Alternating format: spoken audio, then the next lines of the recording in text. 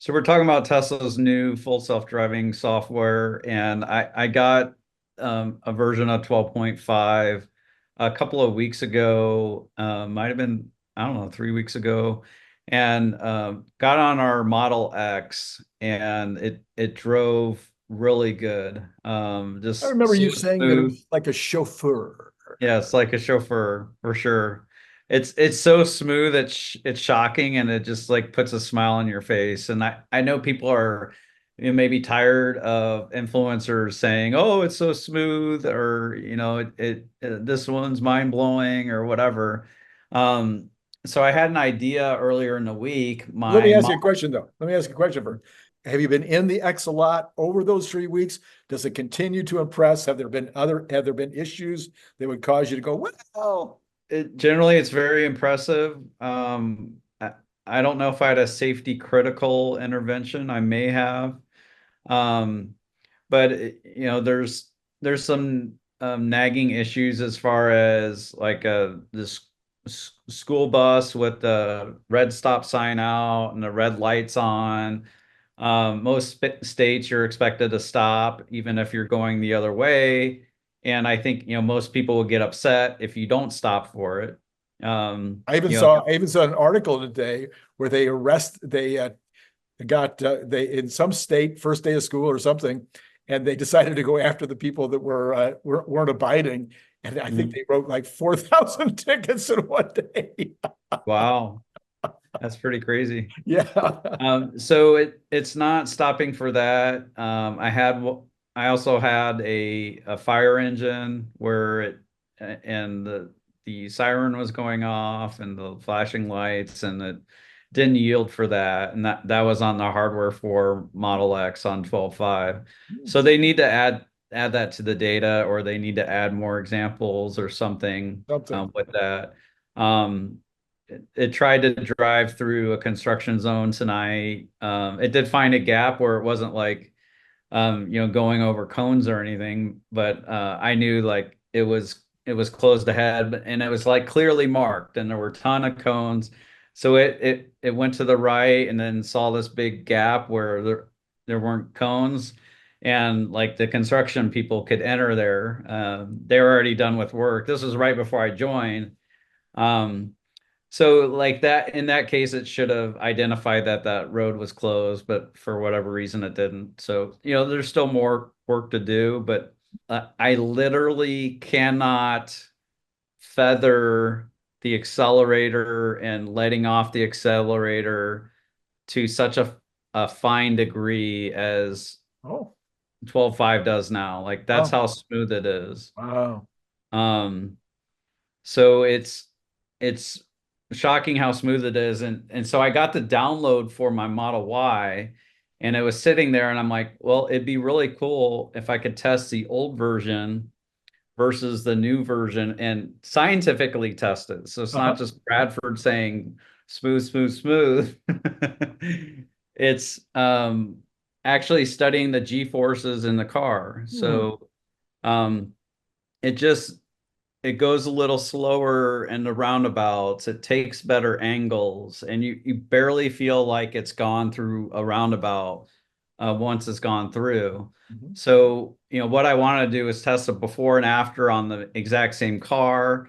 Unfortunately, yesterday, my car just decided to update at 7 p.m., even though I didn't schedule it.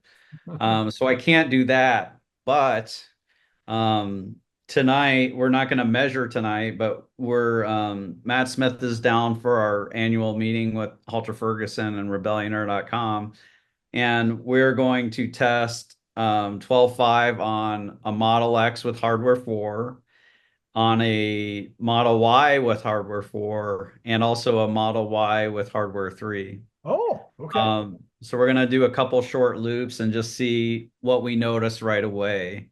But later on, I'm gonna find a time late at night where I can test it, where we can just get the exact same situation where it's not reacting to traffic, same lighting condition, Right.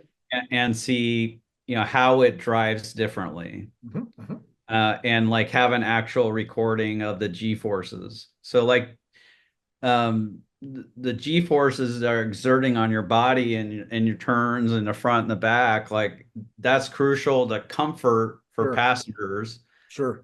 in a robotaxi. Yeah. Like Yeah. that's why this matters. Right. People when they hop in a robotaxi, some people might be aggressive. They might want that cabbie that goes a little crazy, that's whipping around, but um, most people I think like don't want that kind of experience. They want a smoother ride. Yeah. So it'd be a lot of data to go through and so we'll look to get that out. I think it'd be cool just to show how different it is. Obviously, I think the Model Y handles the best. Hmm. Um, so I'm curious like I mean the Model X does. Right. But I'm curious how the hardware for Model Y does versus the hardware for Model X, as far as like the G forces, and then I'm curious how the hardware 3 Model Y does. So there's been quite a few articles, quite a few people posting on X today about the Model Y. I'm sorry, about the Hardware 3 Mhm. updates, and they haven't all been that great. Have you been able to drive yours much yet with the Hardware 3? I did last night. I think it was last night, or no, maybe it's the night before. It did pretty well. I felt like it was less smooth. Mhm. And I drove at night. One of the weird things it did that I haven't had happen to me in a very long time is I was in a roundabout. There were no other cars in the roundabout or within my sight, and the car just slowly came to a stop in the middle of the roundabout. So it's like it was a bit shocking to me. So Yeah, I I guess I so. disengaged. I gave a voice note to let Tesla know that it happened, and then Yeah, I yeah. re-engaged and went on my way. That was Uh, an odd one. it was a little weird. It wasn't safety critical, but Yeah, yeah, I might call that one a critical disengagement because the yeah. car did come to a stop. I Right, would have needed right. to say, "Hey, get the car going again, Tesla. Let's go." All right. Well, I know you said you had something else before we go to Nvidia. Yeah. So I want to talk a little bit about the Tesla flippening. So this is a surprise to us. So Gerber Kawasaki, they're another advisor and they have 6 times the assets of Halter Ferguson Financial, which is, my firm.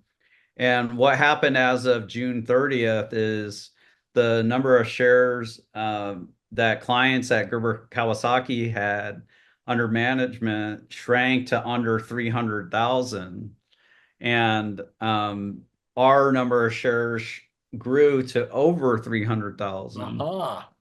So despite being, yeah, at the end of last year, being less than 6 times the size of Gerber Kawasaki, our amount of Tesla shares grew. Yeah. And I think there's a couple of reasons for this. Ross Gerber hasn't been like secret about his dislike for what Elon's doing with X, what Elon's talking about politically, his desire to get on the board of X, his criticism about the vote that happened around the annual shareholders meeting and also saying that he was selling X, and I think he even said he might have been telling clients to sell or advising them to sell, and he did this in during the second quarter, Yeah. while it was under Yeah. 200 a share. Yeah. Um, so I'm not really surprised. It may The decline could be two things. So they're doing math. It could be clients leaving who Mhm. had Tesla shares, Mhm. but it also could have been a net sales of clients at that firm. Right. Um, what surprised Oh. me is how quickly it happened after we started Rebellionaire. I thought it'd take a few years. Yeah. Okay. Well, good for you guys. And of course, we still count you among the bulls. Yeah. I don't think though that Tesla is going to invite us to any events, but I hope that would change. But Well, but maybe you'll I get, don't think Ross is on their list anymore, though. but maybe you'll get invited to participate in some rounds, because I noticed that Gerber Kawasaki was one of the companies that owned shares in uh, and XAI. So they were on that Oh. list, 200 or whatever, however many it was that was published last week. So maybe you'll get the call. Maybe that's why Ross is upset. Maybe. The valuation on Twitter and now X has come down, pretty substantially from the purchase price. So Brian Wong made a very strong case for the fact that both of them will be worth 80 billion in the very short term. All right. So my take on Nvidia right now, let me tell you my take, and then I'll let you have some fun with it. yeah. All right, my take is, and by the way, this is coming from my business consulting brain. All right. Mhm. I've consulted with 400 companies over the last 16 years, and I'm a very quick study. I can look at financial statements, and I've, I really consider myself to be very good at seeing the holes and seeing the problems. And so I haven't done a huge long study of Nvidia. This is kind of Mhm. a first look for me. And I'm just curious to see what you think. So I'm looking at it and I'm saying, okay, you can project their sales and profits pretty easily. I mean, and I don't see any big thing that's going to cause their sales to all of a sudden go up a lot more than what they're showing. But of course, you can always have a slowdown.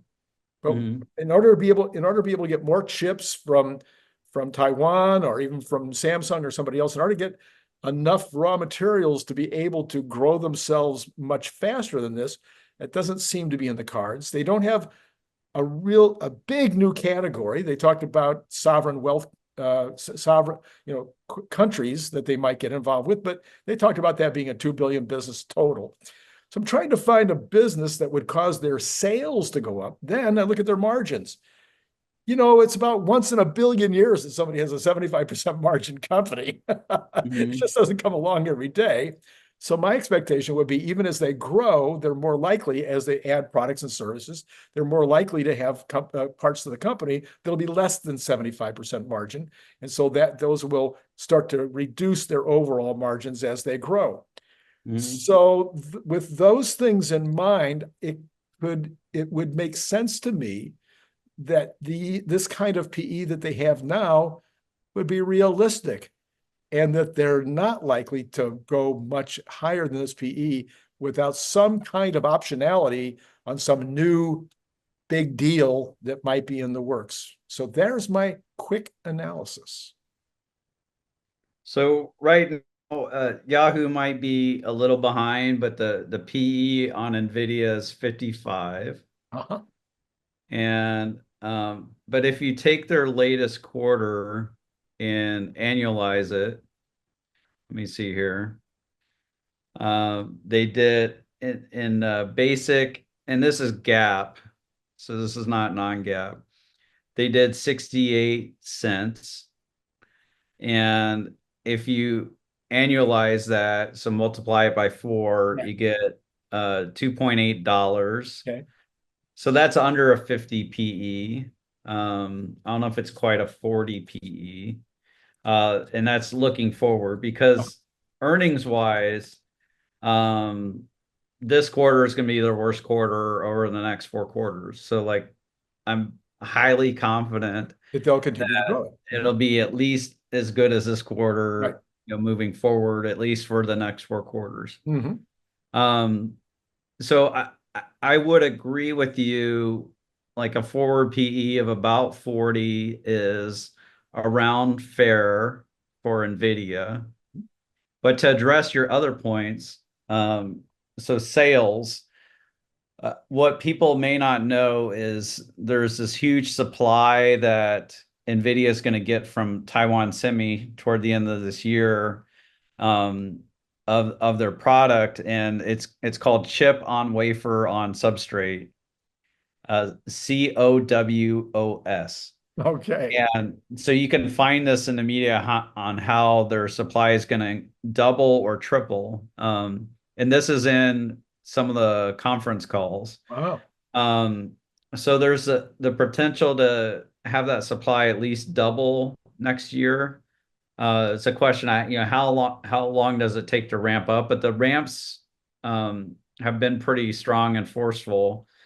Um, so in next year, I actually would not be surprised if they came close to doubling what they end up doing this year.